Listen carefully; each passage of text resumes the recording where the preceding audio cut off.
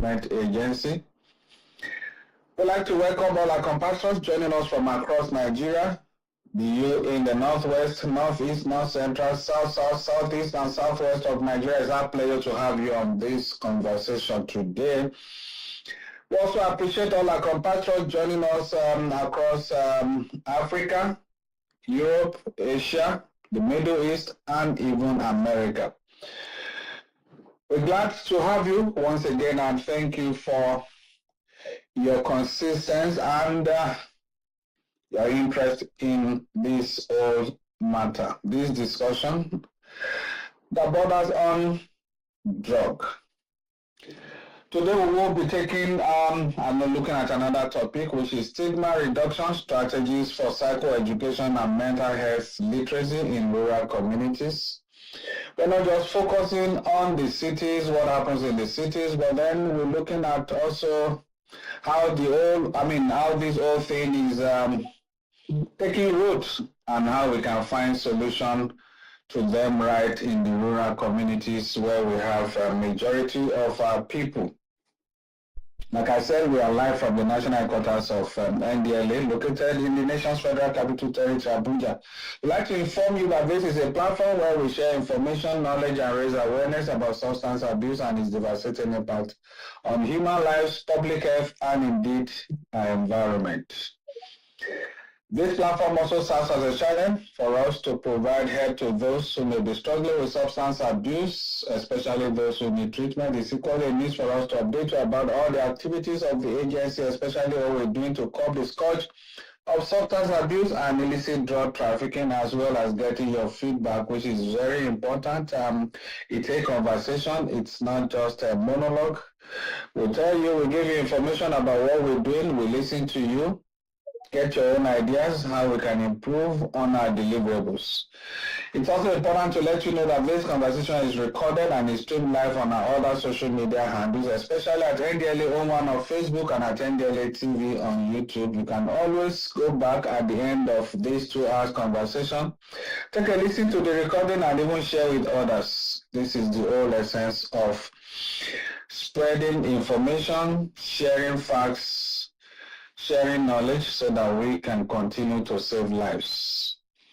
I believe we already have started our guest speaker today. Okay, I've seen him. He may have to cross over to the speaker's table now. But then before we introduce him formally, let's remind you of some of the activities of the agency this past week, which we normally bring to you in our news highlight segment, just to update you about what the agency is doing. And I can tell you that this is probably just 1% of what we're doing, just to give you an insight into what we're doing quite a lot every day. And we keep a track on all of this, and I'll tell you that officers, men and women across the country are doing a whole lot of work just to ensure that first we cut the supply through arrest, enforcement, and then the demand reduction also through sensitization like we're doing on this platform now, and even providing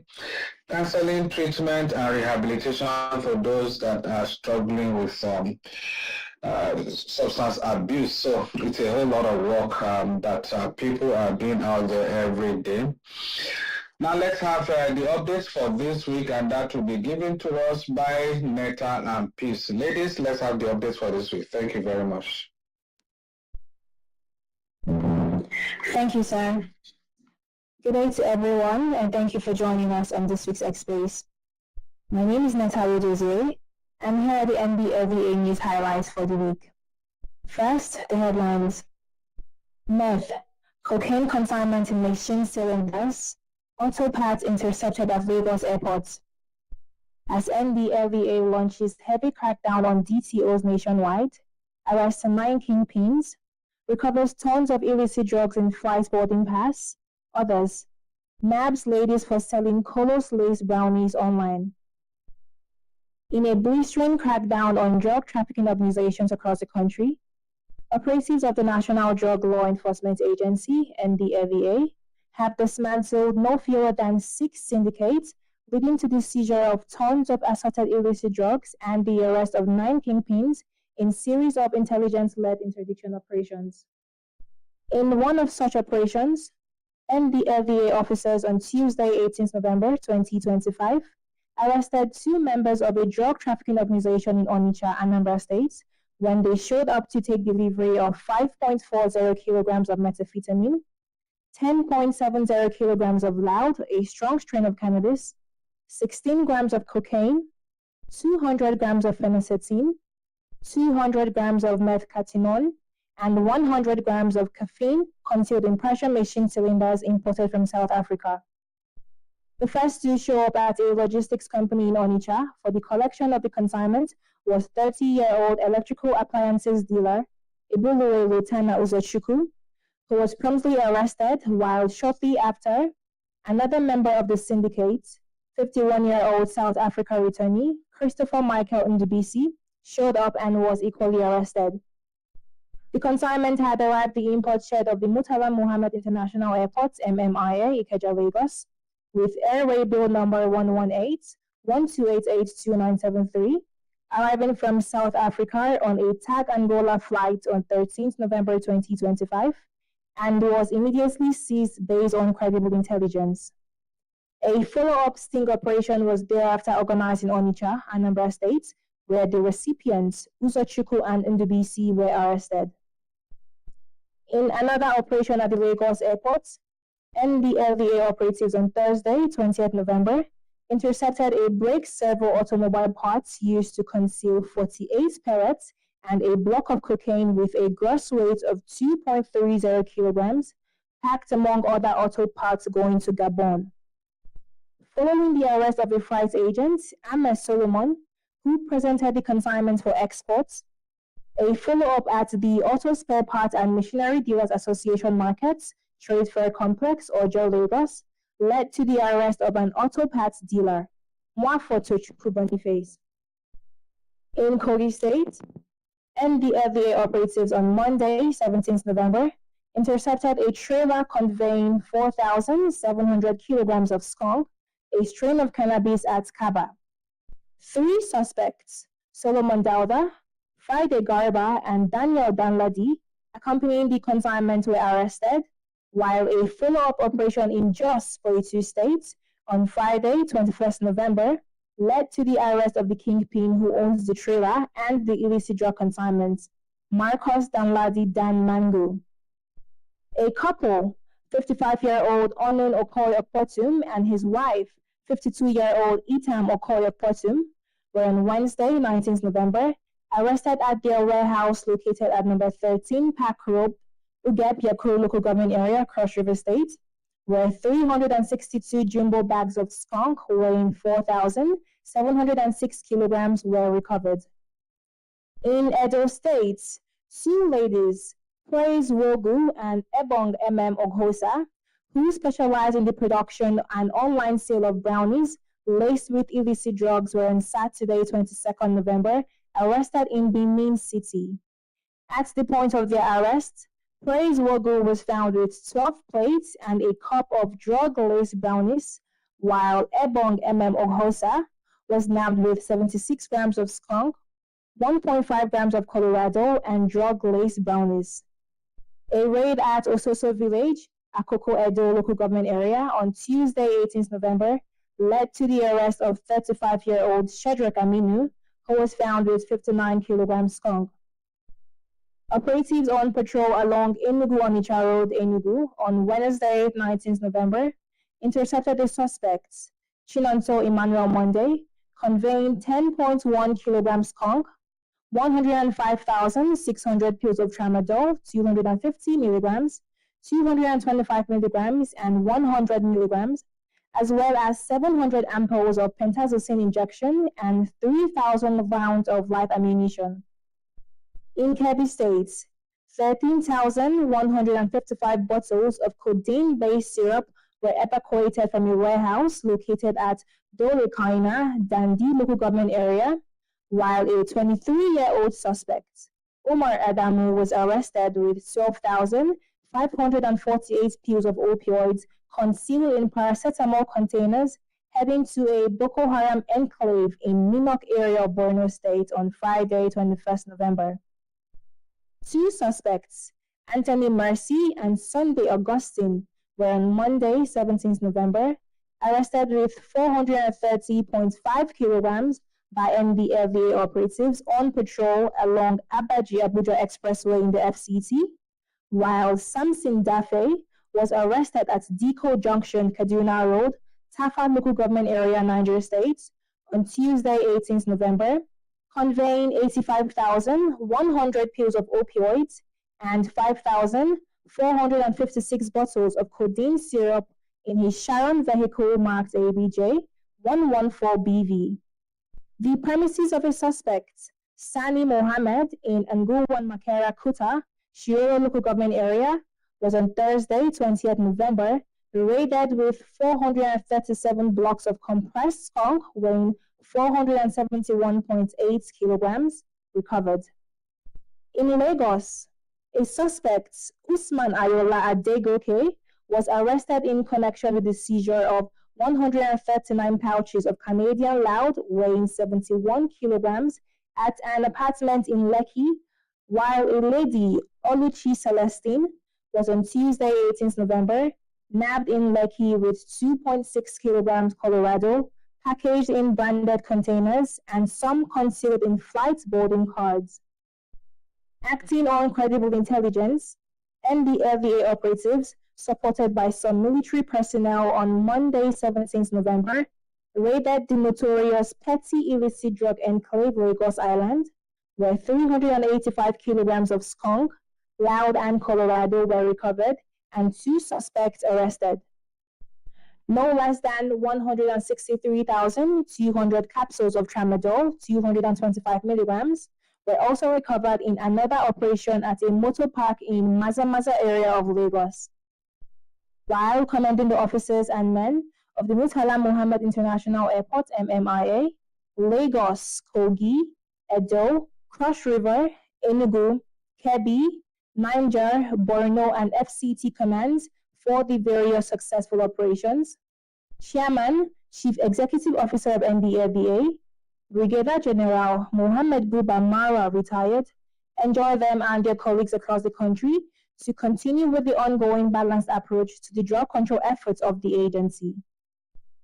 Justifying the current heavy crackdown on drug trafficking syndicates, Mara said the coming festive season is usually a period often exploited by criminal elements. Hence, the agency has decided to launch a relentless offensive on drug trafficking cartels across the nation. The coming weeks present both an opportunity and a challenge. Drug cartels may attempt to increase their illegal activities, seeking to profit during the busy holiday period. We must not and we will not let down our guard, he added. That's it on arrests and seizures. Next is the updates on some of the weather activities across the country for the week, brought to you by my colleague, Peace. Thank you, Netta. My name is Peace, the pastor, and here are some of the weather activities across the country for the week. Nigeria's battle against substance abuse is witnessing a remarkable shift, driven by the National Drug Law Enforcement Agency's NDLEA bold and forward-thinking War Against Drug Abuse WADA initiative. Once a simple awareness drive, WADA has grown into a vibrant nationwide movement that unites government agencies, civil society groups, families, and everyday citizens in confronting one of the country's most urgent social challenges. Rather than relying solely on traditional enforcement, the initiative prioritizes prevention, rehabilitation, and meaningful community involvement, reinforcing the idea that safeguarding the nation from drug abuse is a shared duty. By taking its message into schools, markets, motor parks, places of worship, and other daily spaces, NDLEA is weaving awareness into the fabric of society. This people-centered approach replaces fear with empathy, misinformation with knowledge, and stigma with compassion, encouraging Nigerians to choose healthier, drug-free lives and to stand together in fostering a safer, more caring nation. In this regard, on Monday, 17th November 2025, the Niger State Command of NDLEA conducted a wider enlightenment lecture for students and staff of Women Day Secondary School, Kutangura. The session educated participants on the dangers of substance abuse and its harmful effects on health, behavior, and academic commitment. Officers urged students to embrace discipline, make responsible choices, and remain focused on building a successful future. Similarly, the Lagos State Strategic Command of NDLEA delivered a wider enlightenment lecture to students and staff of St. Michael Anglican Primary School, Afuye, Epe. The interactive engagement highlighted the social and health risk of drug misuse and encouraged pupils to uphold positive values and reject peer pressure. On Tuesday, 18th November 2025, the Ogun State Command sustained the agency's preventive education drive with a wider sensitization lecture at Iwoye Area Community High School, Iwoye. Officers sensitized students on the negative impact of drug abuse on mental well-being and academic performance, urging them to make wise decisions that support their goals. Meanwhile, the Enugu State Command delivered a wider sensitization lecture to students and staff of St. Paul's College, Eke. The session stressed the importance of avoiding substance abuse and maintaining personal discipline as a foundation for a productive life. Intensifying its advocacy drive in the Northwest, the Sokoto State Command conducted a wider sensitization lecture at Government Day Secondary School, Takatuku. Officers highlighted the physical, psychological, and social consequences of drug misuse, encouraging students to remain committed to strong moral values and education. Building on the day's advocacy effort, the Oyo State Command further promoted the anti-drug message with a wider sensitization lecture at Baptist High School, Ilero, where participants were informed about the dangers of substance abuse. Students were encouraged to develop self-discipline, perseverance, and positive habits that foster academic excellence. Additionally, the Ebonyi State Command delivered a wider sensitization lecture to students and staff of Royal Comprehensive College, Ezango. The session enlightened learners on the risk associated with drug misuse and encouraged them to uphold integrity and responsible behavior. On Wednesday, 19th November, the NDLA Zone 9 Command delivered a wider advocacy lecture to students and staff of Cheshire High School, Sango, Ijokodo, Ibadan, Oyo State. The engagement reinforced the agency's message on the harms of drug abuse and the importance of making healthy choices that contribute to personal growth and societal development. On Thursday, 20th November, the Taraba State Command conducted a wider enlightenment lecture for pupils and staff of Government Primary School and Trinity Nursery and Primary Academy, Gindinwaya. Officers educated learners on the dangers of substance abuse and promoted the adoption of positive habits from an early age. The Katsina State Command strengthened its youth-focused prevention effort with a wider advocacy lecture at Government Day Senior and Junior Secondary School, Kurami. The lecture emphasized discipline, academic focus, and moral uprightness as tools for resisting drug abuse and foundations for lifelong success. Concluding the week's activities on Friday, 21st November, the Idiroko Special Area Command of NDLEA conducted a wider enlightenment lecture for students and staff of Saka Sule International Secondary School, Idiroko, Ogun State. The session highlighted the short and long-term consequences of drug misuse and encouraged students to make informed decisions that safeguard their future and support national drug-free efforts. That's the update for this week. My name is Peace, and I hand you over to our host, Mr. Femi Babafemi. All right, thank you very much there, Peace and Netta. Welcome back from the news highlight segment. Now let's remind ourselves about some of the rules guiding our process of engagement on this platform today. Please note that when we approve you at any time you request to be on the speaker's corner, please ensure that you remain muted until after the presentation by our guest speaker, and then we'll start calling individuals or inviting individuals to make their contributions or ask their questions. Let's do this in an orderly manner so that we can continue to enjoy the conversation. We'll be able to hear each other, one another, and then we'll have a seamless and a smooth conversation. We appreciate you for your usual cooperation week in, week out. Now, let's quickly remind you again about the NDLA's call center. That's a platform that bridges the gap between those that need support or treatment and the needed help.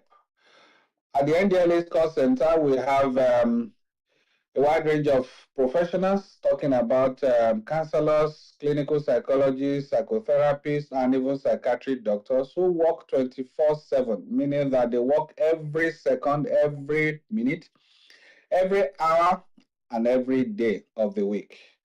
You can call them at any time in the morning, afternoon, evening, and at night time. They will be available to speak with you, to listen to you, without the fear of being judged or being stigmatized. All you need to do is to dial a toll-free helpline, which is 0800 10203040. The number again is 0800 10 20 30 40. That's the number to call in case you need help for yourself or you need help or support for a friend or a family member. You don't have the fear of being judged or being stigmatized. We have our professionals at the end of the line, and they will be ready to support you, assist you, and see you through treatment. Another thing about the call center is the fact that the services provided language sensitive, meaning that if you cannot speak to them in any of the three major Nigerian languages, if you cannot speak to them in English or Pidgin English, they can attend to you in any of the three major Nigerian languages of Hausa, Yoruba, Igbo.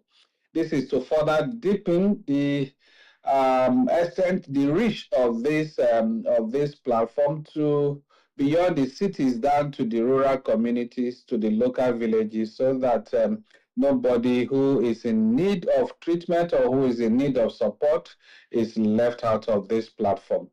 The bill is on us. You are not paying for the call. Just feel free to dial the toll-free helpline and you will get our professionals at the other end ready, willing, and excited to support you. That's the update for this week. Now let's get to the nitty-gritty. Now it's my pleasure to introduce our guest speaker today. Is a Nigerian who is practicing outside of this country, that is precisely in the United Kingdom. He's Gabriel Olufemi Aina, who is a mental health advocate and a social work practitioner in the United Kingdom, UK. Gabriel is an accomplished UK-registered social work practitioner with over a decade of dedicated service across multiple local authorities, distinguished by his professional depth in community mental health, safeguarding hospitals, discharge planning, and complex multidisciplinary care coordination. His career reflects a consistent commitment to person-centered practice guided by statutory frameworks with proven competence in care. I believe that UK thing, Care Act 2014, Mental Capacity Act 2005, and Mental Health Act 1983. Renowned for his leadership in complex case management, risk assessment, and safeguarding investigations, Gabriel integrates empathy with evidence-based intervention to support service users' recovery, independence, and dignity. Very important. His work spans forensic mental health, dual diagnosis support, crisis intervention, transitional care, and the facilitation of safe hospital discharges. He is also highly regarded for strengthening interagency collaboration, enabling seamless coordination among health, social care, housing, and community partners. Gabriel's professional journey has seen him serve in critical roles at Bolton Council, Manchester City Council, Oldham, Stafford, Trafford, and Bowley Social Services, as well as within several community mental health teams and major hospital trusts, including North Manchester General Hospital and Furnace General Hospital. Across these roles, he has led comprehensive CPA assessments, CAC evaluations, best interest decision making, safeguarding inquiries, and on like that. Okay. Through every placement and portfolio, Gabriel has exemplified excellence, professional integrity, and an unwavering commitment to vulnerable adults and mental health recovery pathways, qualities that define his outstanding contribution to contemporary social work practice. It's our pleasure to welcome and to invite Mr. Gabriel Olufemi Aina to please unmute himself, and we'll listen to him the next 20-30 minutes discuss our topic for today: stigma reduction strategies for psychoeducation and mental health literacy in rural communities. Please go ahead, Mr. Aina. It's our pleasure to have you. Good afternoon, Mr. Femi Babafemi, the Director, Media and Advocates. I want to acknowledge and appreciate all your team members whose dedication has been possible to make events coming on Friday or anytime. I'm very happy to be part of this team. I'm privileged to be part of the program. I'm not taking this for granted.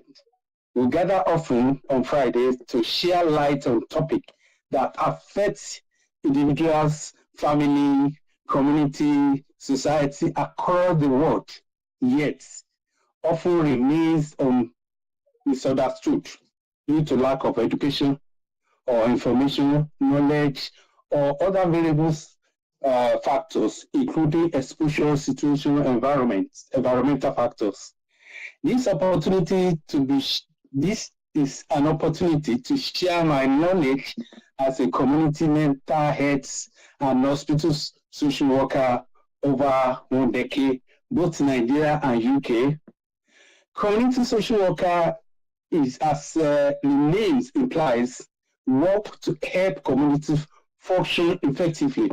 Some of these types of social worker work with individuals to conduct need assessment and make referral to community resources services.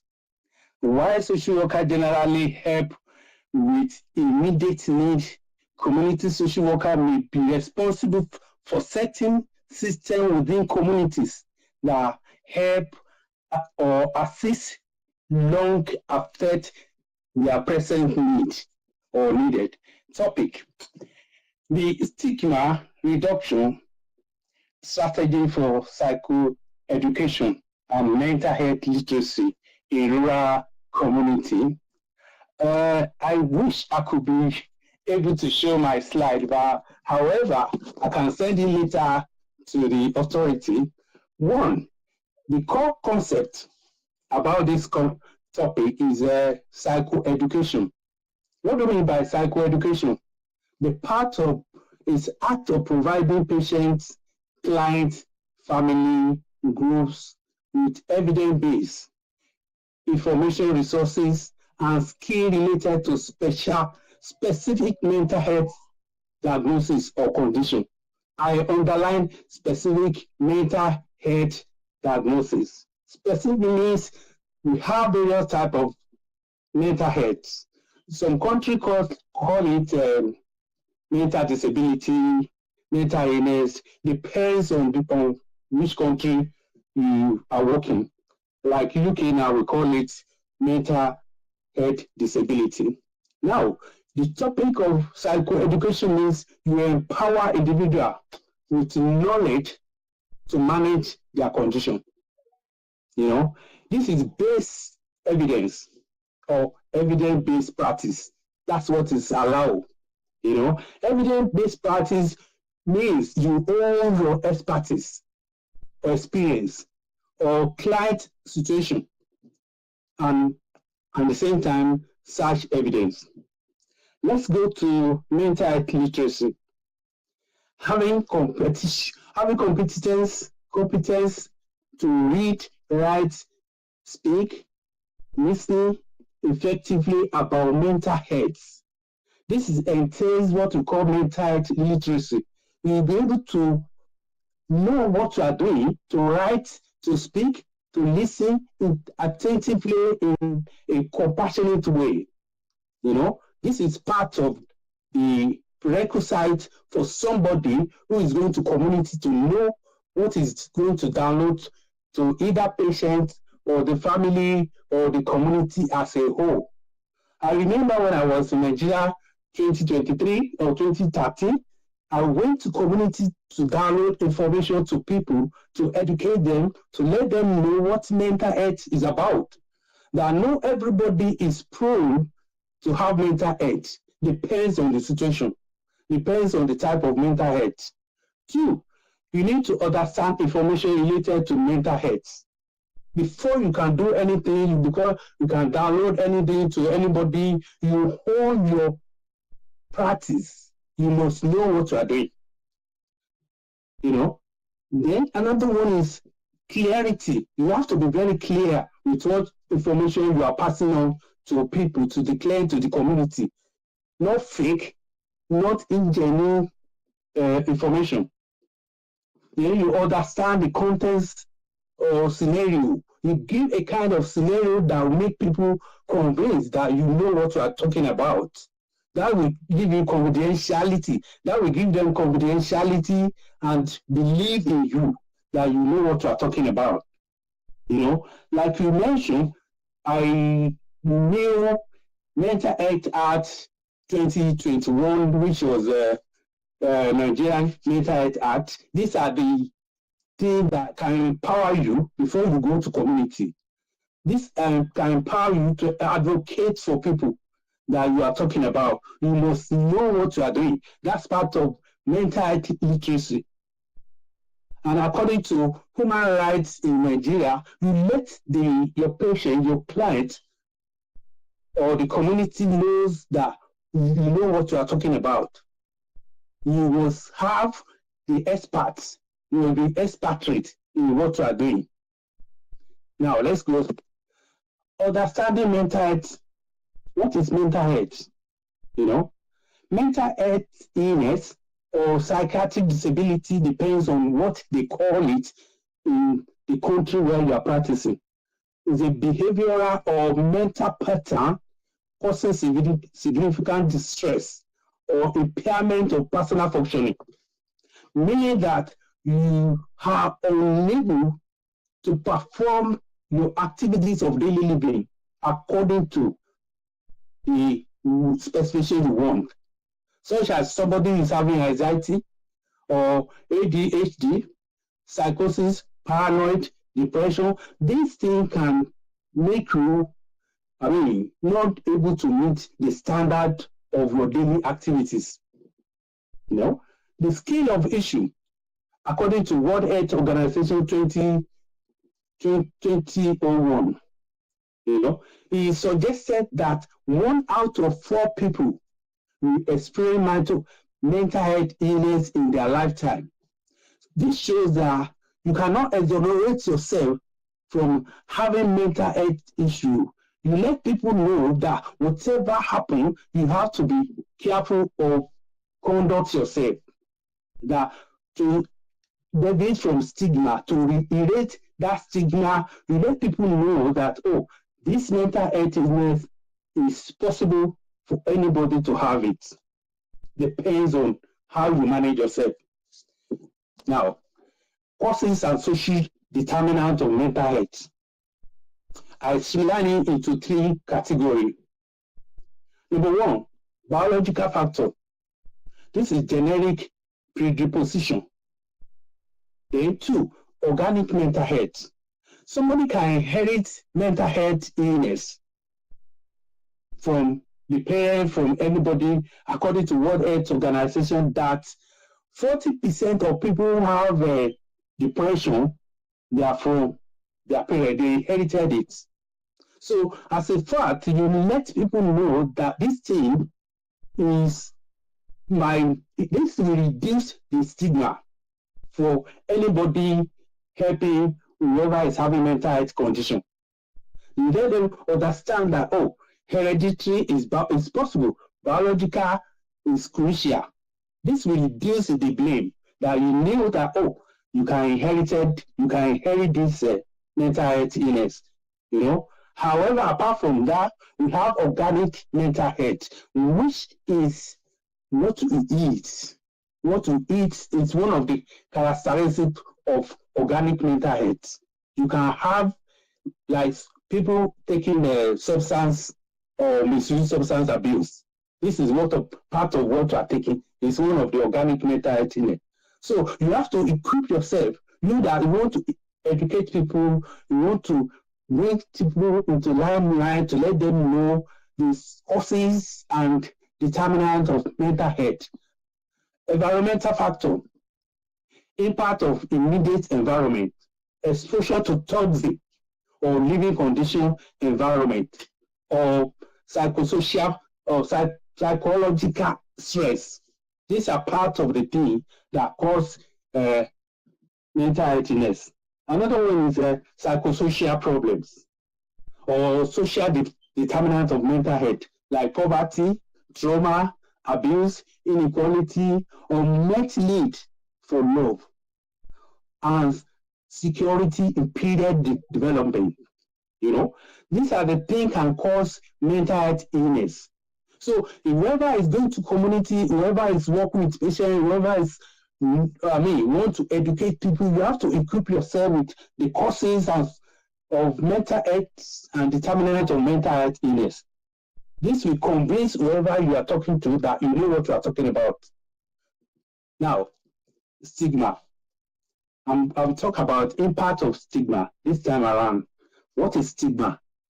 A marked shame or set of negative, unfair beliefs that a community hold about a person or group based on characteristics, based on what they see in you, like somebody having anxiety or ADHD.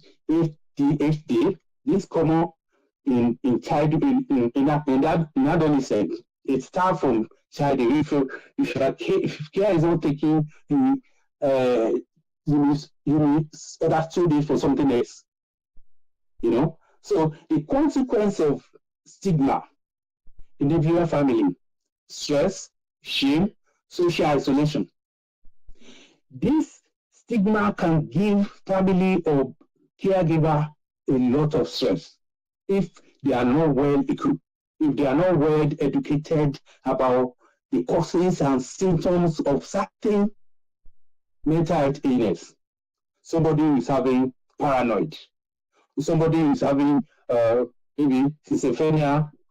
You know, if you don't know what is paranoid or delusional, or equip people that, oh, this is the symptom, these are the way you can support your patient, your family. You know, it's one of the key things that social work do. You do the support plan after the holistic assessment. I'm coming to that. Community reduce support networking due to lack of education. I'm just saying the impact of stigma. The caregiver it will increase the stress or burnout of the caregiver. Yep. Okay. Now, essential skill for support. I'm coming to that now. Essential skills for support. Communication and interpersonal relationship.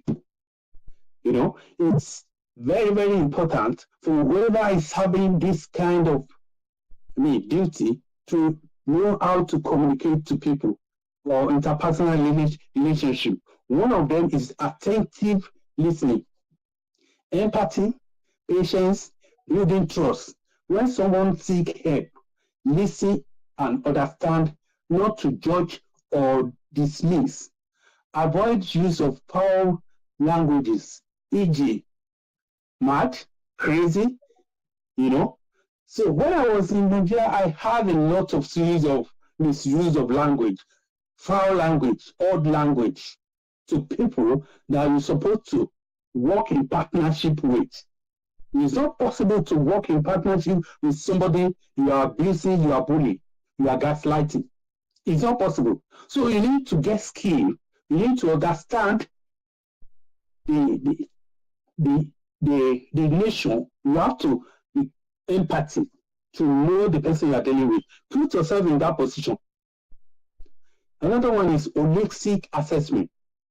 Focus on needs, not just wants. You focus on the need of that patient. This will help you to write a support plan, identify the strengths, recognize the protective factors in the individual's life. Protective factor means that you will know that kind of the thing that can use to help the patients that will make him happy. Some people say, oh, when I talk to my daughter, everything is okay for me. Or when my mom called me, or when you talk to me, that's everything. That's the kind of strategy you use to educate people in the community. I've been in it in 2013, 14 in Nigeria. You know, I use that strategy. I study with my holistic assessment. Then collaborative care planning. Collaborative care planning means you have to collaborate with other professionals like psychiatric doctor, which are the major people, the first point of contact to identify the kind of mental health or mental health illness a patient is going through. When you work with your psychiatric doctor, psychologist, other team, you'll be able to equip to have essential skill to support people in the community. You know, using a person-centered approach that consider environment and social factor. You know, you can't implement something in the city and take it to community. You have to use person-centered in the center of the discussion, not outside the person's, you know. Then dedication and evidence. You have to have the quality of your time. Spend quality time with patient, family, using evidence-based talking therapy. You need to signpost, if need be, to some other agencies around the community. You know? So these are the things that you need to know as essential skill to yourself. Now, strategy to reduce stigma. Number one, you need to empower people. Empowerment means that you educate them concerning the mental health they were going through. Number one, you can't just assume that somebody is having ADHD to compare them with person who is having anxiety or depression. You know? So you need to simulate what you are talking about. You need to use the appropriate words to a particular patient you are dealing with in the community. You know, the issue of mental health is so wide that you need to identify, oh, is it organic or non-organic mental health? You know, so that the patient will be more enlightened, more educated, and the family as a whole or the community. You know, there is no way we talk. We always give scenario to any social work we are doing. Like, for instance, in 2013, when I was going into the office in morning, there was a patient coming out half naked, and everybody was looking at him because they don't know what to do. So these are the things that's happening in the community. So by the time I drove close to him, I said, oh, he's coming. Oh, what happened? And he was saying a lot of things. From there, we jumped into my car, we went out, feed him very well, drove him back to the world. Because I have knowledge of what is happening to him. You know, another one is person-centered language. You must know how the kind of language you use. Respectful language.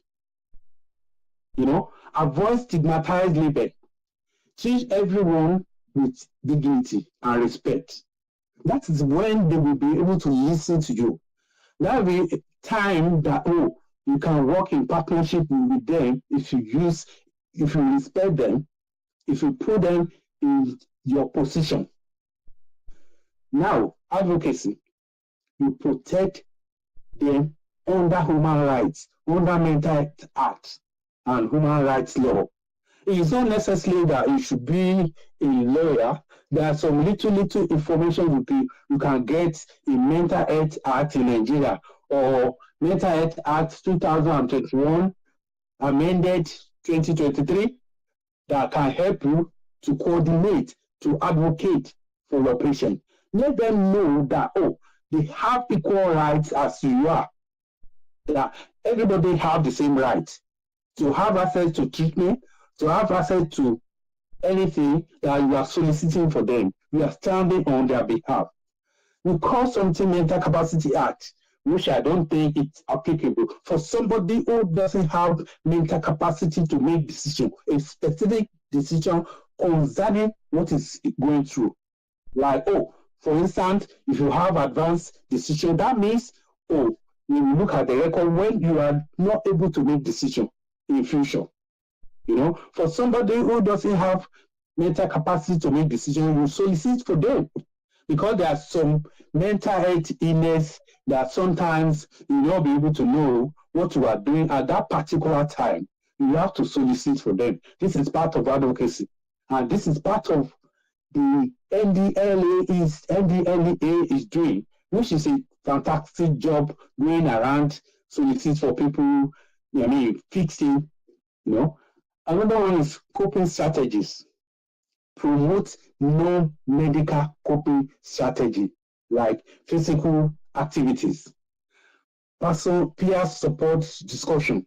We have a lot of things, a lot of resources in Nigeria, like, oh, you can go to gym, you can go to recreation club, not for alcohol, but for activities, physical activity, competition, games, and everything, so that people can realize, can deviate, can shift, can exchange what is in their mind to something else. By the time you program, you have a routine for them, they'll be happy, they'll be able to support others. Then the family will be happy, the family will be relieved, the caregiver will be relieved.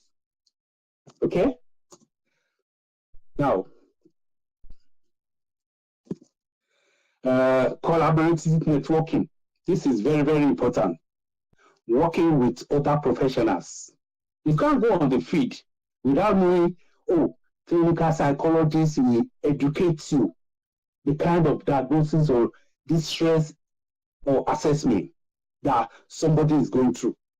How they are thinking, like CBT, cognitive behavioral therapy, the psychologists. These are the things the community social workers are doing. They work in collaboration with other professionals like nurses, psychology, psychiatric doctor, support worker, because I was once there, a support worker working in the second largest women's prison as a support worker. This made me to understand how you can move closer to patient who is having mental health illness, because you understand the kind of the illness they were going through, the kind of thing they were going through.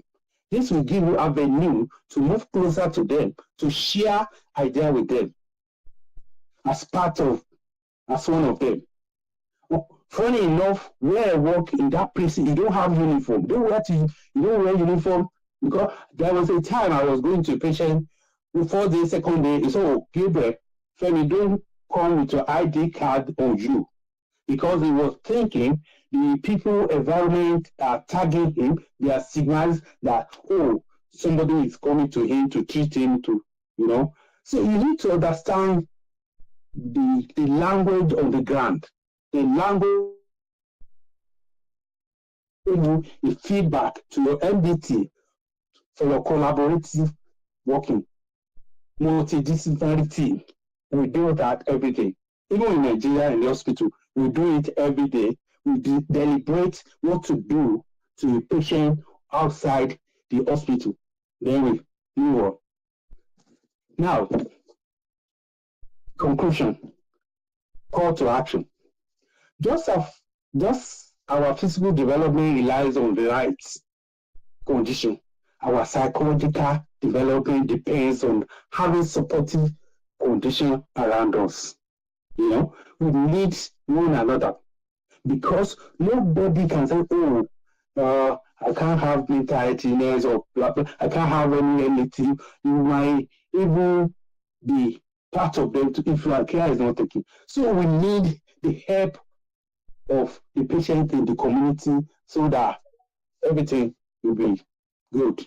We must expand, this is my suggestion anyway, ADLEA present into rural community with qualified hand support mental health, addressing drug release, drug-related issue, or foster stigma-free society. That's my suggestion. Thank you very much. All right, thank you very much, there, Mr. Gabriel Olufemi. He's done an excellent job there. Indeed, explored all the angles to the issue, to the topic of today, and we're glad there are quite a lot of takeaways from his presentation. Once again, we appreciate Mr. Olufemi Gabriel Aina for that beautiful presentation. For those that may want to contribute or ask questions, it's time for you now to come over to the speaker's corner so that we can identify you at the right time where we need to call people or invite people to ask questions or make their contributions. Definitely, we already having some messages drop in our DM, but then before we get to that, let's quickly acknowledge all our compatriots. We'd like to appreciate everyone joining us via our YouTube channel. That's at NDLA TV on YouTube. Thank you very much. We may not be able to recognize you individually, but then we'll acknowledge all of you collectively on our YouTube channel. Thank you. For those also joining us via our YouTube pages at NDLA01, on Facebook, we also appreciate all of you collectively. Thank you for being part of this conversation. And right here on X Space here, we appreciate Dr. Abdul Wahab Abdullahi. Dr. Abdul Wahab Abdullahi, a senior member of this platform, consistent and always providing support. Dr. Abdullahi is a consultant psychiatrist at the Ahmadu Bello University Teaching Hospital, Zaria. Thank you very much. We also have another senior member of this platform, always adding his voice and making useful contributions. That Dr. James Komalafe. Dr. James Komalafe, thank you very much. We also have Akam Lawan. Thank you. Ubong Udofia. Thank you very much. We have, I've acknowledged Dr. James Komalafe. Also, another consistent member of this platform, Pascal Iwebu. Thank you very much. I've seen him there. Funsho Jimo, always on the platform. Thank you, Funsho Jimo. Prince Isaac, always consistent. Also, Itohan, some of my colleagues, Ichoma.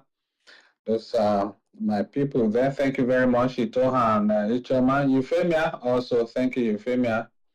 That's Yabeji there.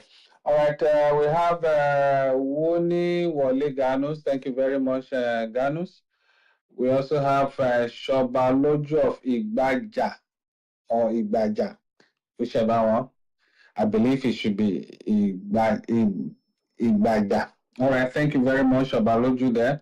ATK, thank you. Always also consistent, ATK. Derek Hendershot, thank you very much. I believe Derek is joining us from the UK. Olarewaju, Sis Wetap, thank you. Dr. Jonah Kolo. Dr. Jonah Kolo is my colleague in the agency. Thank you, Dr. Kolo there. AO Captain, thank you. Mohammed Waziri, another consistent member of the platform. Asma Ahmad, thank you, Asma. Asma joins us from Kaduna there. Isaiah Ashimogo, thank you. Chief Ayodele, thank you. Akorede Software, thank you. Dr. Krok, thank you. Bala Mohammed, thank you. We appreciate everyone joining the conversation at this point. Okay. Now, this is a time to start taking questions. Let me first of all read the message of someone while Mr. Aina was delivering his paper. Somebody who has been a member of this platform and who is currently studying in the UK, dropped in some messages for us. Let me quickly read that to encourage people that come and share this platform with us every week. This person identify. I'm sure a lot of us who are old members of this platform would recognize Blank Mind. That's his handle, and he says, "Hello, sir. How are you doing? I was able to break free. Actually, Blank Mind was a user, and he had quite a lot of issues, but then this is his own testimony, which he dropped in just as Mr. Anna was speaking. I was able to break free. I'm now running my master's in business in England. Glory to God. Thank you for the program. That's our X-Space conversation here. It was a source of support that's giving testimony to the things he benefited on our platform here, and the skills learned works for me till date. I have not had time to join, but I'll join again one of these days. Thank a lot. You have touched my life in ways you cannot imagine. We are glad. These are the kind of things that gladdens our heart when we hear people giving this kind of testimony. Awesome there. Thank you very much, Blackman, for the feedback. And we know, like we said, this conversation is not just ordinary conversation. It's something that touches lives and that you may not, people, even those of us here every week, we may not, just like the young man there said, we may not imagine how much of impact the knowledge, the information we're sharing on this platform is making on the lives of our compatriots out there. That I know because we get feedbacks like this almost every time of people who have been well guided in their recovery, and they are doing well, just like Blank Mind has just said. I'm glad this really made my evening and for the whole of my weekend. Thank you very much there. So this is just to encourage others, either those that will listen to this conversation after it is over and we share the links, or those that are even directly listening and not active on the platform, but then just know that you will also get over some of the challenges you are facing, definitely. And we're glad that those that are testifying are doing well. Okay, let's get to our DM to take some of the questions for our guest speaker today. Quite a number of them here. Perhaps I'll have to be skipping those that I know have been addressed by our guest speaker in the course of his presentation. Blah, blah. Okay. How can culturally relevant stories, drama, community dialogue be used to teach mental health concepts? Can we correct dialogue mental and the cultural system? Okay.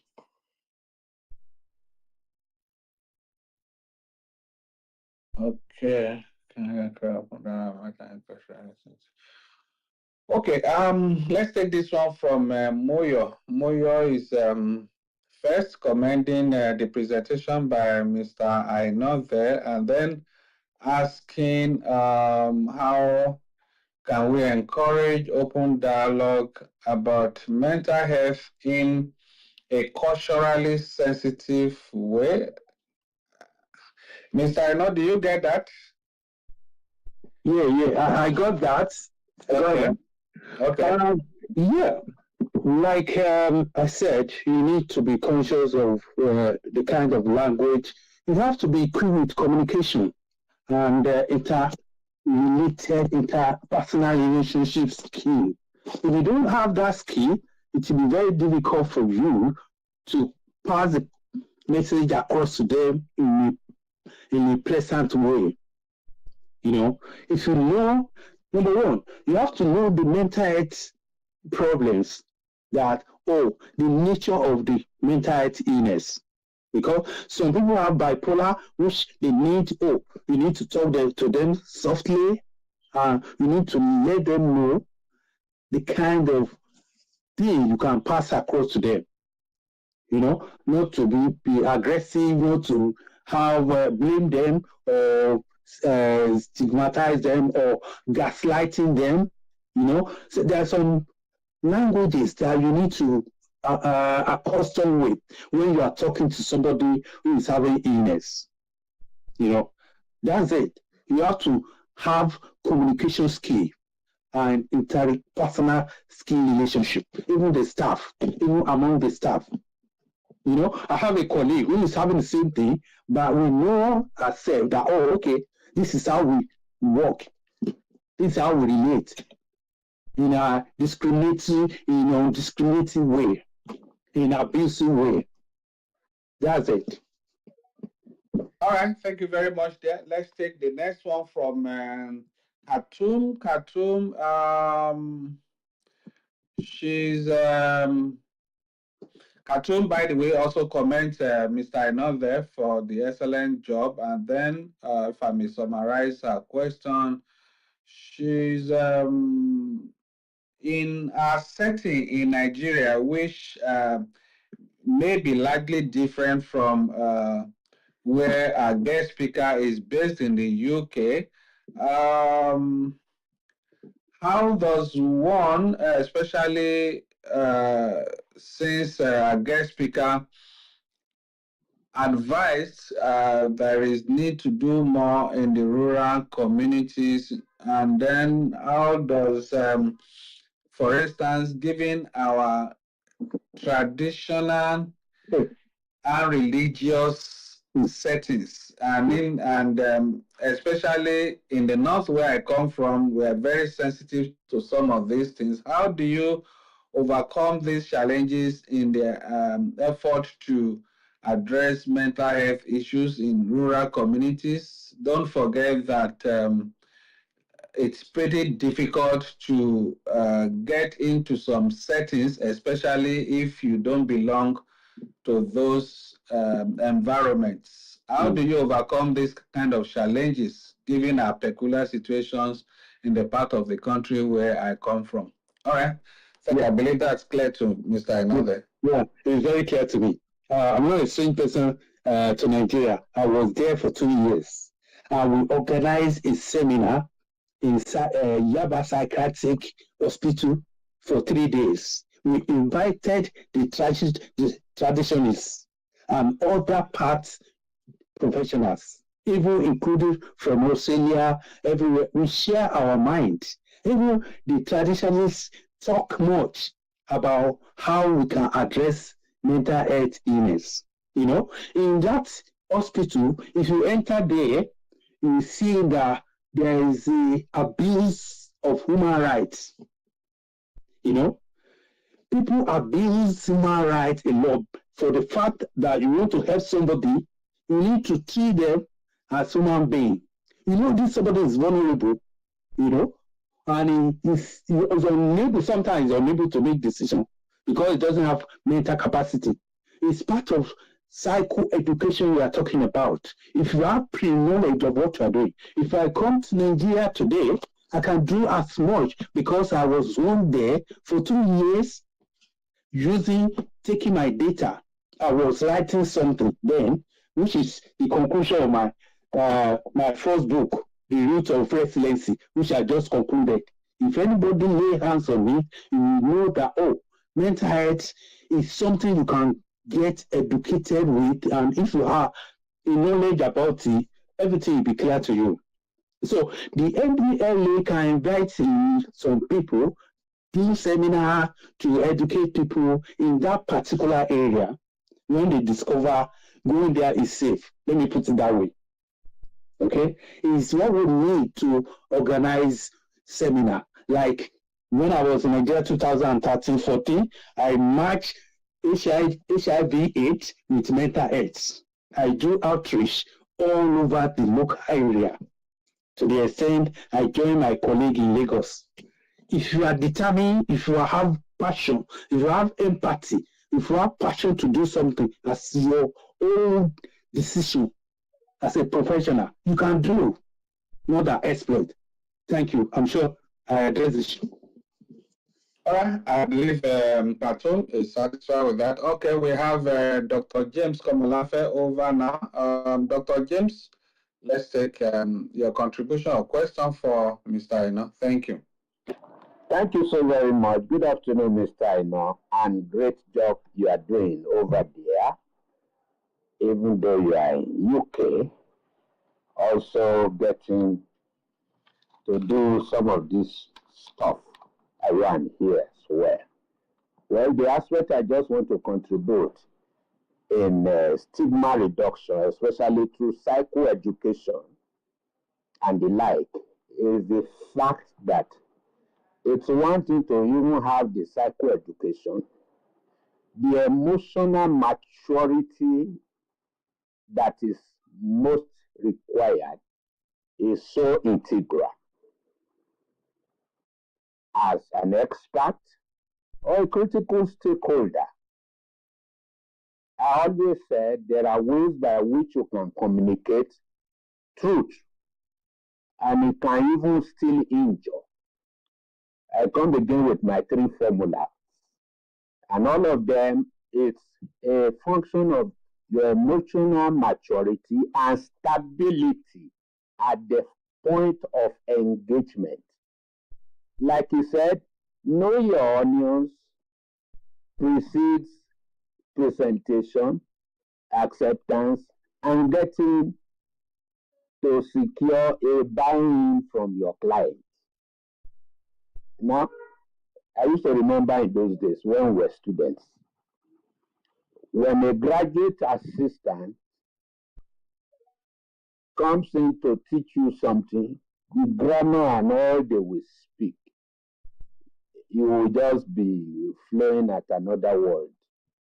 But when a professor who has seen it in and out in that critical subject matter will come around, he will so simplify it and make you like it, even if you have hated it before. And what am I saying? Knowledge is critical. The emotional maturity and stability at the point of dispensing knowledge is so critical. So when you're doing it, like you said, look at the environment, what is germane in the ecosystem, what is cultural. Begin from what they know and they are used to before you begin to see how to introduce that which they do not know.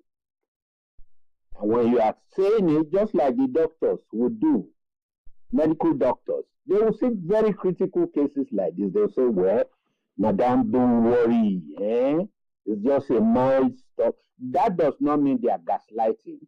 They just want to be sure that they are not the one who will rock the emotional stability of their client or patient, as it were. So, all stakeholders doing psychoeducation and psychoanalysis must mingle truth plus love that gives edification. When truth is spoken out of love, without love, that is brutality. Then when you show love and you hide the truth, that is hypocrisy. But when love is combined with truth, that is productivity. So psychoeducation that leads to stigma reduction must bring out a productive essence for all the parties involved. The one who is doling out the solution, the one who is being visited with a solution in a particular situation, so that he will come to just like what he hears and would love to hear you more and to also apply whatever you are going to give as prognosis. So that's just the little area I feel like contributing, that our emotion matters a huge lot. For example, you are hearing a case and you suddenly say, hey, is that true? Or you shouted, my God. Some in the religious world just like Jesus. I tell people when I do such training that you are a quack. Once you cannot package yourself and manage your own emotion at the point of the execution, then you are failed. You just lost the client. Thank you very much, Mr. Femi. All right, thank you very much there, Dr. or Professor James Komolafe, for your great insight always. All right, Mr. Anna, would you want to speak to what the contribution from Dr. James there? Yes. Thank you, Doctor. You are well appreciated. In social discipline, the first thing they will teach you, either from the beginning to the end, is communication and the law that binds you out, anti-discrimination, anti-oppressive, anti-stigmatism. I really appreciate you, Doctor, because you are talking from the traditional, from cultural aspect of Nigeria. If you train in abroad, in maybe UK, start from the beginning to the end, the communication, anti-discrimination, anti-oppressive, because when you talk to somebody anyhow, it can trigger a lot of things. Yeah. Thank you, sir. All right, thank you very much there, Mr. Aina, for that. Okay, let's take this one from Mayowa. Mayowa also appreciates Mr. Aina for his brilliant presentation, and then Mayowa wants you to address the issue of resistance. The issue of resistance from individuals who believe mental illness is spiritual only. That's the religious side of it. So she wants you to address the issue of resistance from individuals who believe mental illness is spiritual only. Please go ahead, Mr. Anna. Thank you very much. I don't believe sometimes, people believe it's spiritual. Resistance, you can address resistance through your training. From onset of your holistic assessment, you must be able to identify your patient, your client, what he or she can do.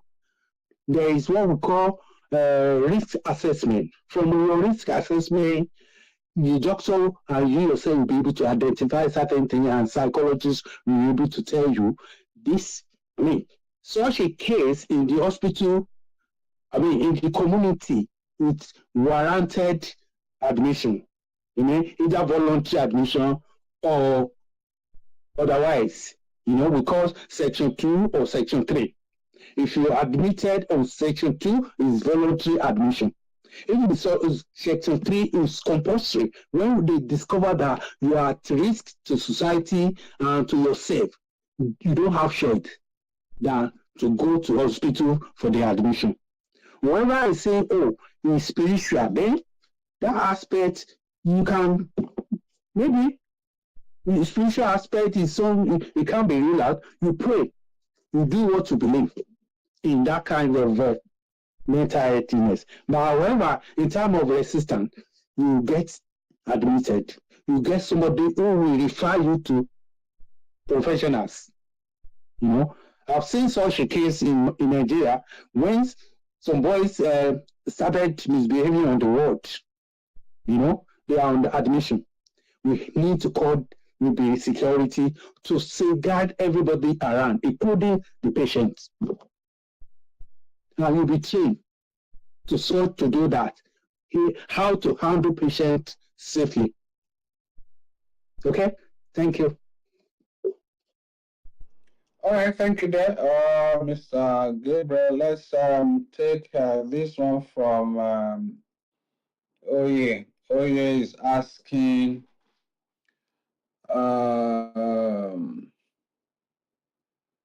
providing solutions to the issue of mental health in rural communities.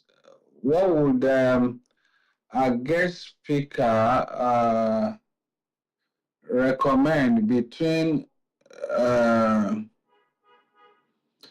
should rural communities prioritize school-based mental health education programs to reduce stigma, or focus on the community-wide awareness campaign? Which do you think is more effective and should be adopted in our local communities? All right, over to you, Mr. Emma. Yeah, thank you very much. I think the two are very important. We can introduce it in this maybe secondary school, not in a very alarming rate, just to chip in some ideas that can lead to substance misuse. That this is adverse effect of taking substance misuse, that it can lead to mental health illness. You can start from there. And in the community as well, it's very, very important to let people know when you are in the community, you have knowledge about it, or you are invited to talk on something related to that. In most of our churches today, people don't talk about that, oh, people take drugs, blah, oh, no. I think we should be able to educate people talking on people, let them realize that there are certain things that can lead to mental health illness. Because I discovered something before Solomon died. Sorry to say, he had depression. Nobody will tell you that. No pastor will mention that. Thank you very much. All right, thank you very much. I think somebody is, this is Shade, pushing in this on your, I think that's your response on spiritual thing. Is our guest speaker saying that spiritual solution is also not viable or possible as against medical solution? Does it not believe in the power of spiritual healing? I just need to clear this because here in this part of the world, we are very spiritual people, and more often than not, prayers work. So I just want a clarity from him. All right, thank you, Shade. Okay, Mr. Eno, I'm sure it's in response to your second to the last response. Please go ahead. Okay, thank you very much. I'm not saying spiritual doesn't work, because it works, and that's our belief. You believe you go ahead with what you believe in. I remember some patients when I was in Nigeria, ordinary water they pray into, they believe in it, and they drink it, and they believe, oh, they were okay. So that's it. To me, sometimes I argue biomedical dominancy. When I'm on the ward or with my doctor in the ward round, I was making them realize, oh, can't we do every other aspect of making people well than maybe medication, medicine, blah, blah, all sorts of, or pharmaceutical power. You know what I mean? So that these people will be their mind will be shifted away from medication. Power, there is power in prayer, there is spiritual power. It works. I'm not saying that. Okay, thank you. All right, thank you there too. This is coming from Oliver. Oliver is asking, we have left in this conversation the role of traditional healers, and so I would like to ask our guest speaker, should traditional healers and community leaders be integrated into mental health stigma reduction efforts in rural communities, or are they seen regarded as potential barriers to progress and treatment, especially in view of the wide gap in availability of health personnel in the rural communities? All right, I believe, Mr. I know you understood him. Yeah, I got that. That was one of the reasons why we organized a seminar in 2013, invited the traditionalists and people from Australia and medical personnel, even psychiatric doctor in the psychiatry Yaba, to come and tell us how we can address mental health illness, because we could see that a lot of things are not very right. And they suggested a lot of things. And I will suggested to them, can they package something like that and educate the community? If they need our help, we can write something. You know, in psychiatric doctor, there is what we call DSM-5, where they have manual to the diagnose, to direct them how they diagnose a particular mental illness. So we suggested a lot of things. We come together that, oh, traditionalists, this is what you can do. Oh, prayer, pastors, everybody. I remember one of my pastors, we went to Lagos together then, and they suggested a lot of things. We can call cohorts professionally and come to a solution.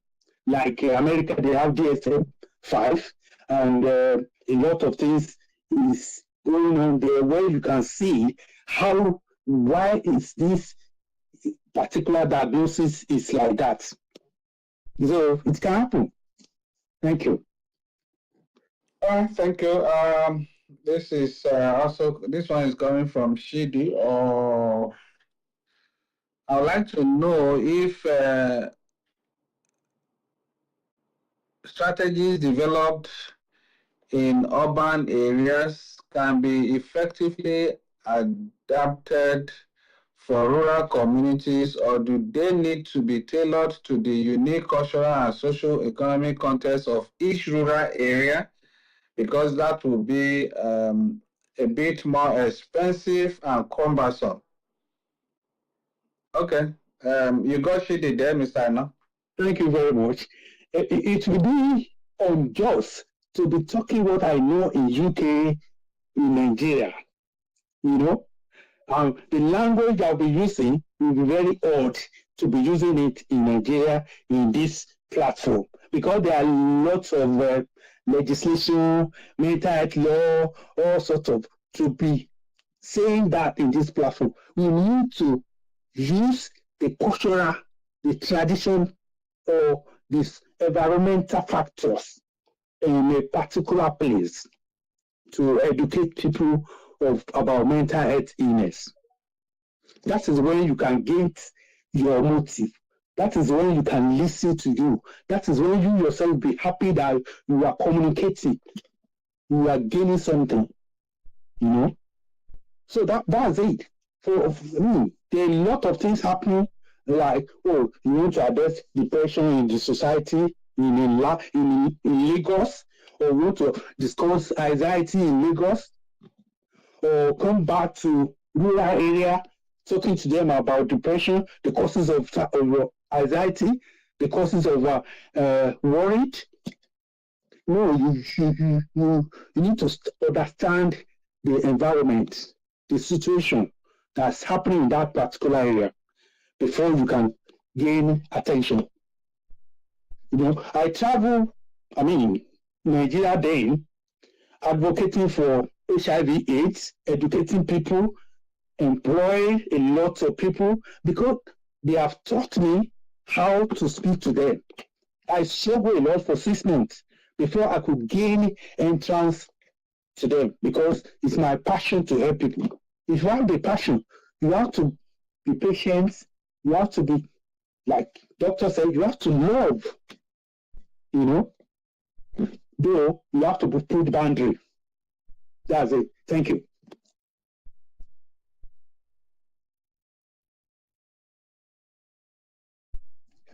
Thank you, sir.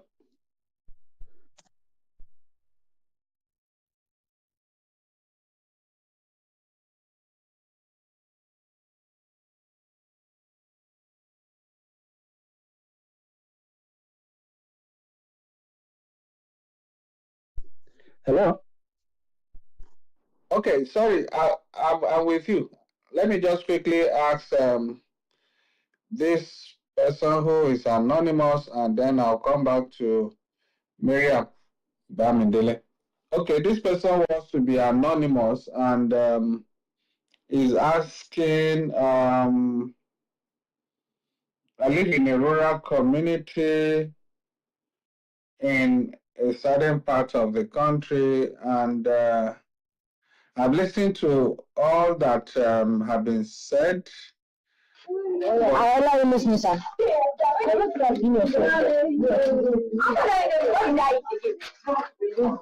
Hello, sir. Hello, sir. Yes, please. I'm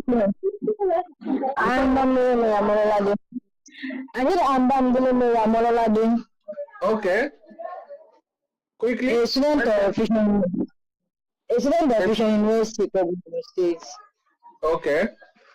So you want to say something? You want to ask a question? I want to ask you a question. Like, what are you? Last time I saw an article on Phoenix, they said that there are some anti-malaria drugs that are not useful for the health. Even when someone has malaria, like I want to ask, what are the type of those drugs that one can't use during while having malaria? Because like they say there are some anti-malaria drugs that are not good for health. What are the drugs, sir? Well, the kind of conversation we are having here today is not about malaria drugs, Miriam.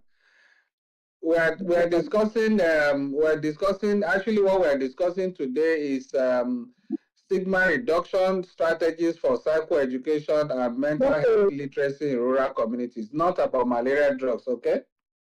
Okay, mental health, that's mental health, like maybe drugs that affect the brain, sha.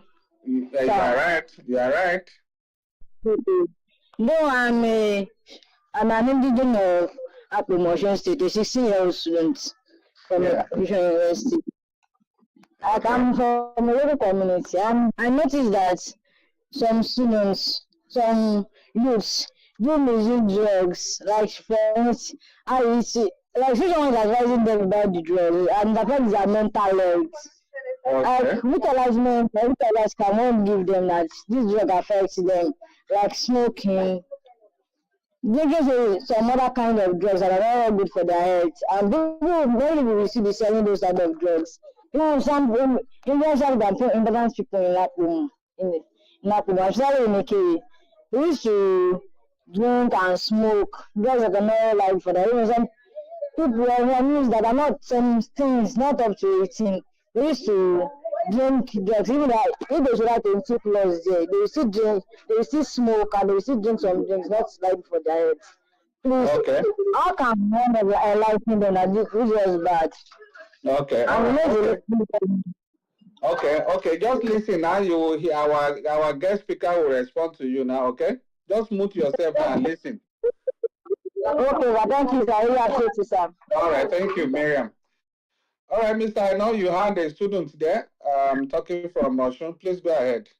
If I may understand what he's saying, what he's talking now, I guided her to ask the right question, and what she wants to know is she has among her circle of friends and people she knows who are abusing illicit substances. Now she wants to be guided how she can talk to them, how she can advise them against such misuse and abuse of illicit substances in our rural community. Yeah. The only thing he can do, he need to educate himself first, what he's talking about. Because if you don't know what you are talking about, it's like wasting of time. And how to address them. Because you don't need to, be aggressive towards anybody who is taking such a thing. It will not help. So apparently you need to, go far to let them know the side effect of taking drug. That it can affect their mental health. It can make them, can delay them from achieving their goals in future. And the purpose why they are taking it, you need to know, you need to explain to you that why are you taking it. You need to educate them. Like for instance, I had a friend who was taking drug when we were in uni. He can't sit down for maybe 3 hours for exam unless he take cannabis. Apparently, when I knew that, I wasn't having knowledge about this, and I talked to my uncle. This is what I witnessed. And I invited my friend to our house, and my uncle talked to him. From day on, he's not a big man in US now. So you need to know what you are talking about before you can educate anybody. If you need to signpost to anybody or any professional that can help you, you can do that. If it's somebody that you think will be able to listen to you, the professional will advise, will tell you what to do. Thank you. All right, thank you very much. For further engagement, Miriam, if you can still hear me, you can come to our DM and we'll link you up with our command in Osun State so that they can support you and assist you in organizing sensitization awareness for in your community and your friends, the people you refer to. We can always work with you to guide them and educate them. All right, thank you very much there. Miriam, I was about taking an anonymous question when Miriam came in, but because I saw the vibrancy or her interest, that's why I had to allow her ask her question. Otherwise, I was about removing her when she, on her own, intruded or came in straight into the conversation before I invited her. Okay, so we have this one anonymous who says he is in a rural community in a certain part of the country and is willing and ready to seek treatment, seek help, but he wants to know how he can do this without encountering stigmatization from people, which has been a major barrier or setback in his attempt to seek for help each time he considers this. But listening to this conversation this afternoon also motivates him to want to come out again to seek help. But he wants to know how does he go about it without encountering stigmatization from people, whether around him or wherever he's going to seek help. All right. Thank you, Mr. I know you have it there. Yeah, thank you very much. I think this platform is doing a lot of fantastic job. We have a lot of professionals on board. Like Mr. Femi Baba Femi said, there is a 24 hours online that you can talk to without anybody notice you. And for instance, I always give a sample. I was in Nigeria.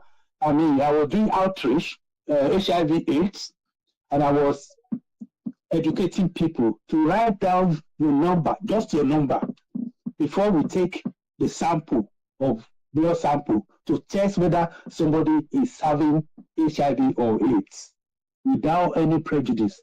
Apparently, when we coordinate all those numbers, we strictly call them, invited them, and taking their medication and teach them how and educate them how HIV/AIDS can be contacted, because people are ignorant at that time. They don't know how you can contact HIV, how you can maintain yourself. So this platform is enough for anybody to dial the number without any stigmatization. And I'm sure all the doctors, the psychiatrists, psychologists, they are well equipped in the house. That's it. Thank you. All right, thank you very much. We have this one coming from Collins. Collins wants to, okay, I work in an NGO that focuses on social issues such as drugs in rural communities. And I want to ask, even though I came late, I wouldn't know if this had been addressed, but since we have somebody knowledgeable enough joining as guest speaker from the UK, I want to learn some of the evidence-based strategies that can effectively address cultural and belief-driven stigma in rural populations, sorry. All right. Do you want me to take that again, or you got it, Mr. Eno? Sorry, take it again. Yes. He's saying he works with a non-governmental organization that focuses on some social vices, including drugs in rural communities, and wants to know, even though he's not sure whether you had addressed it before, but he wants to know, with your experience in the UK, what evidence-based strategies can effectively address cultural and belief-driven stigma in rural populations. Yeah, thank you very much. One of the causes and social determinants of mental health illness is psychosocial problems. And I'm sure that NGO who is doing a fantastic job, they must have done holistic assessment to everybody coming in. Psychosocial problem in the sense that maybe somebody who is having no job, somebody who is maybe because of inequality or poverty or unmet love that driving him to take maybe drug or anything like that. So we need to identify what kind of problems that is having. If it's the one they can resolve, good. If it's that they can't resolve it, they need to come to NDLEA, and the resources are there, So that's it. All right, that's it, sir. We have barely some 5 minutes more. I think maybe if we're able to take some 2 more questions, and then we'll give Mr. Anand the opportunity to give his closing remarks before we draw the curtain on the conversation today. But let's take this one from Sophia. Sophia, okay, grateful, appreciating Mr. Anand for his presentation and insights so far. I'd like to know if someone in a rural area suspects a loved one or a member of his family is struggling mentally, what should be their first step? What's the first step? Thank you. All right, please go ahead. The first step that I will advise, because the first step that any illness, any medical illness or mental, the first step is to go to medical or maybe doctor who will identify what is the nature of diagnosis. Without that, there are a lot of misdiagnosis, even in advanced country. Okay, the first point of contact is in UK here is your GP, or in Nigeria is your hospital that will address your issue, that will identify what kind of illness you are having.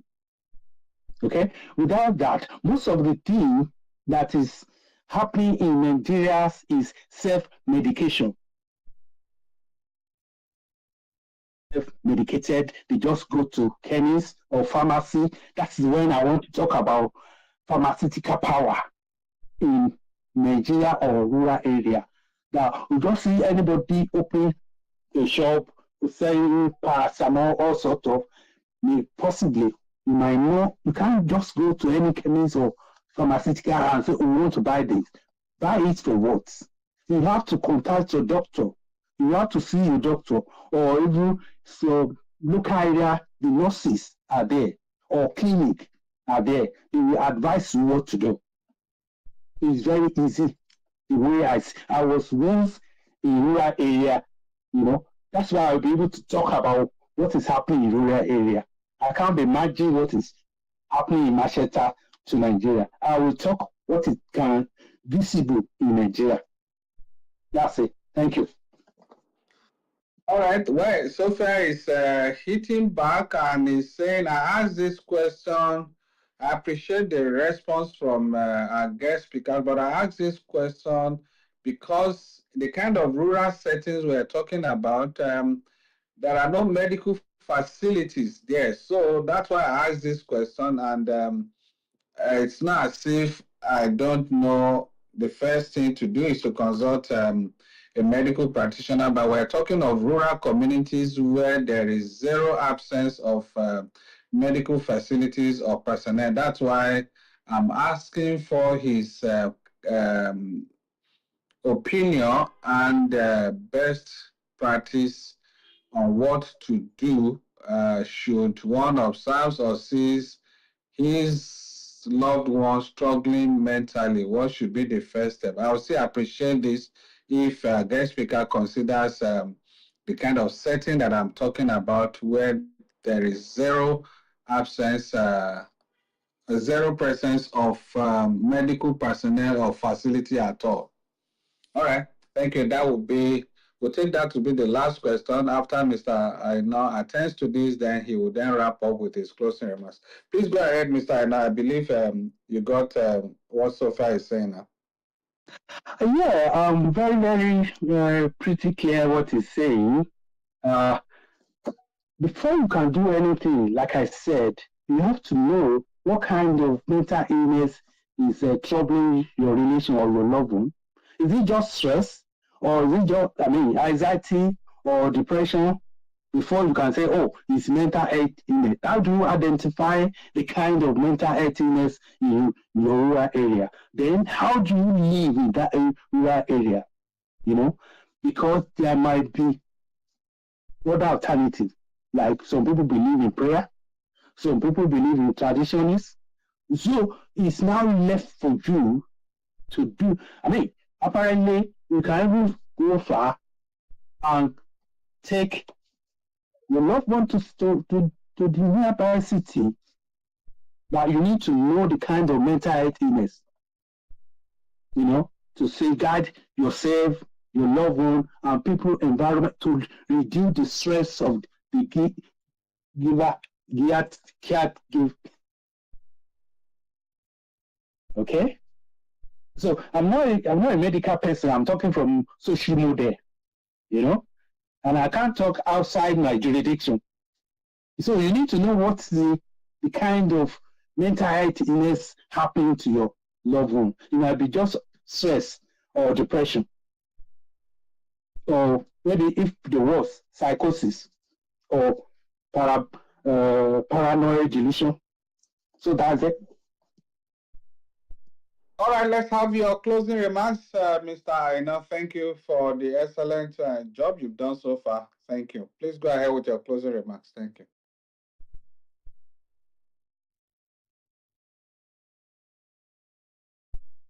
Yeah, Mr. Aina, can you hear me? If you can hear me, your closing remarks. Yeah.